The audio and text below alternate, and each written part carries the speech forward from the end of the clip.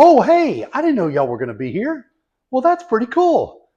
Welcome to 7 Saturdays Workshop. I hope y'all hadn't been waiting for me long. We've got a special edition today that we're going to talk about, and we're going to get cleaned up out of my shop, this row right here. And if you can't see it or if you can't zoom in, it's tape measures. 1, 2, 3, 4, 5, 6, 7, 8, 9 tape measures. Really? Okay, there's a use for each one of them, and we're going to go over that. So let me get all suited up here, and we'll get started here in just a minute. Okay, we're back. So here's all those tape measures that had up on the shelf, and I even actually found a few more. All different types, all different lengths. If you're looking for one or have one or need to go buy a new one, hopefully I can give you some ideas today on what to look for, what's important to you, and then you can determine what's the best tape measure for you. I use most of these. Now, the biggest number is what you go by length. Okay, so you can get a 12 footer. Here's a 12 footer, here a small 12 footer. Okay, and then here's a 50 footer, and this is even a real size. I don't use this one that much, but this has got a pull out thing, and it goes to 100 feet. So that would be like a layout doing a piece of property or something like that. So, but typically the handheld measure, this is a very popular size, the 25 foot. The other measurement that you want to look at is 1 inch. Okay, so that is the 1 inch. That's how wide the actual tape is. Okay, so here's a 1/2 inch. Okay, so you can see it's much thinner, which means much lighter. And then you can also have, there's probably a 3/4 in here. I think this is a 3/4, so there's different sizes here. 3/4 is my preferred. Actually, I think I have a big old Stanley too that's even 1 1/4. It's large. So this is a little overkill for me. I'm not a contractor. I'm a homeowner, hobbyist, woodworker, and use a lot of tape measures. You also can see there's a lot of bragging about tape measures about how far the tape measure sticks out. So you go out here, I don't know if you'll be able to see this on the thing, but how far it extends. Okay, that's a good thing if you're laying out something big, but what that does is that gives you a curve in your blade. Okay, you can see, I think you can see by that angle the curve in the blade. When you have the curve in the blade, okay, it's hard. See if I can show that with the thing. You can see the curve of the blade. It's a little harder to make your marks. You've got to kind of twist your tape this sideways, but you get that long reach. Whereas you take something like this and it's relatively flat, the edge is relatively flat, it goes up against the wood fairly well, but then it's kind of floppy. It's not as very flexible, or it's much more flexible, which could be good. You can also go to the extreme of that, and you can get, this is called a flat back tape. Now this has no tape at all. This one bends, okay, and it'll go around corners, it'll go around, if you can think of circumference is probably the best example, of this, and this is thing, but when you lock it, it comes down and just doesn't stay at all. So you want to find a balance between those two and just try that out in the store and watch out for those bends. Here's a 16 footer, good common size, to use. Will cover, certainly 8-foot boards that you typically work with. Here's a very old Craftsman that I really enjoy, and it was one of my dad's.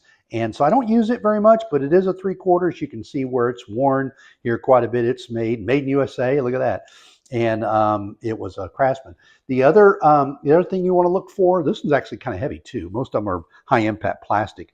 Here's a digital that works fairly well. This one also has a unique clip on the back. Now this is an aftermarket clip. Most of them have a clip like this where you clip to a tool belt or a the side of your pants or what have you. 25 footer gets a little heavy, so you want to think about that too. But this one is a magnetic, so you've got a magnetic plate, okay, that hooks to the belt, and then this just snaps on to there. I love this. Now, of course, you can replace this on any tape measure that you have, and then you just got the one, I guess, holster it would be.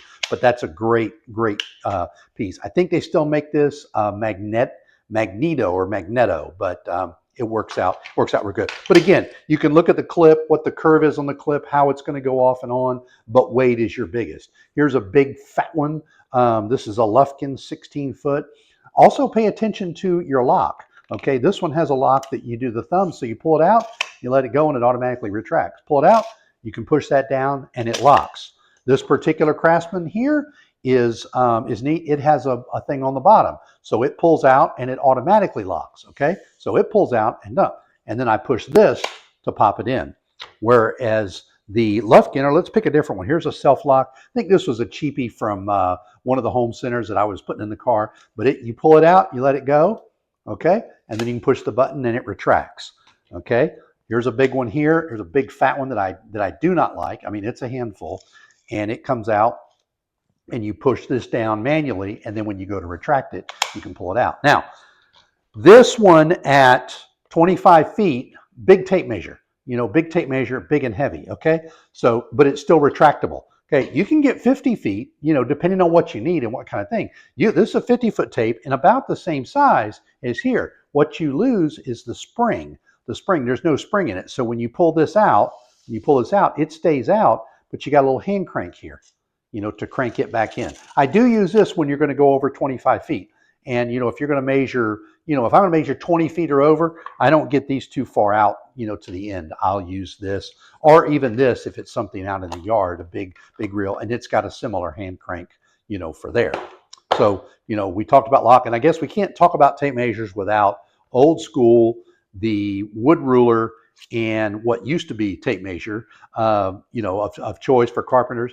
It's neat. I have one in the shop. I don't find a whole lot of use for it, but we're going to do a subsequent video later on after this one talking about layout tools, and we'll go over this during layout tools. And I think one other thing with tape measures is the myth or the mystery of the end, the tip that moves. Let's see if I can do that slow enough so you can leave.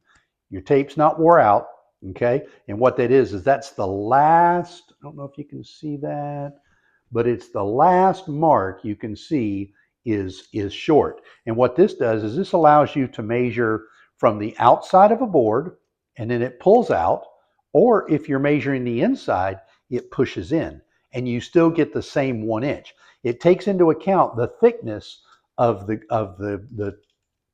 lever here at the end.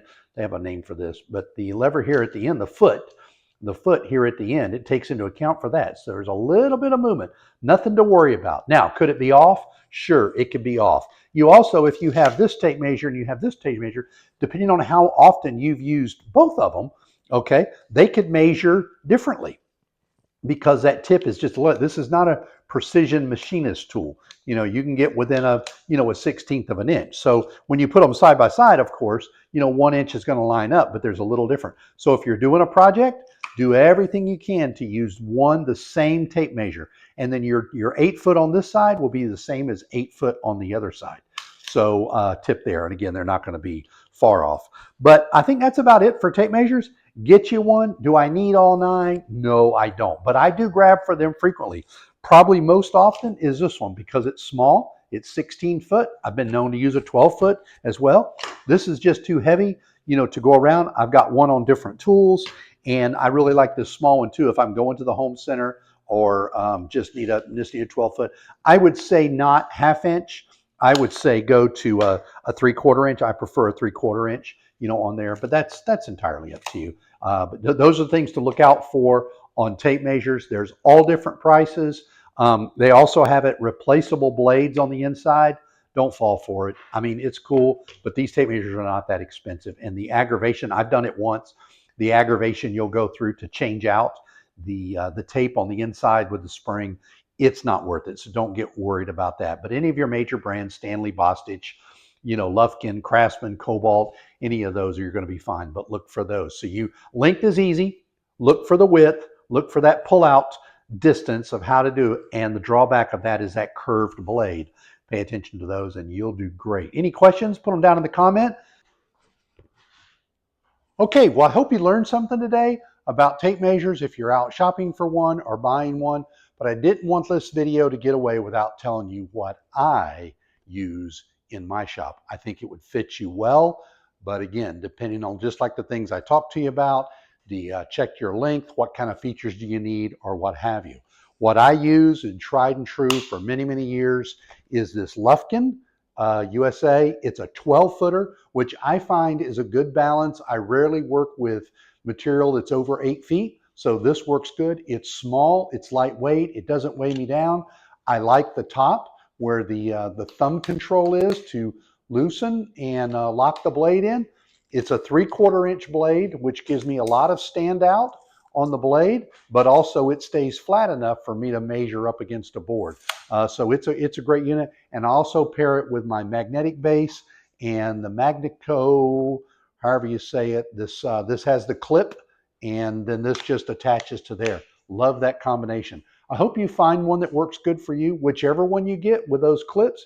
Here's the secret tip that you sat through all this for. Okay, this little thing, you probably know what this is. This is one of those hangers for the back of a picture, and where you hang it on the nail. Put one of these on your workbenches all over, and then that is the perfect way to attach the clip of your tape measure. Then you got a tape measure on every one.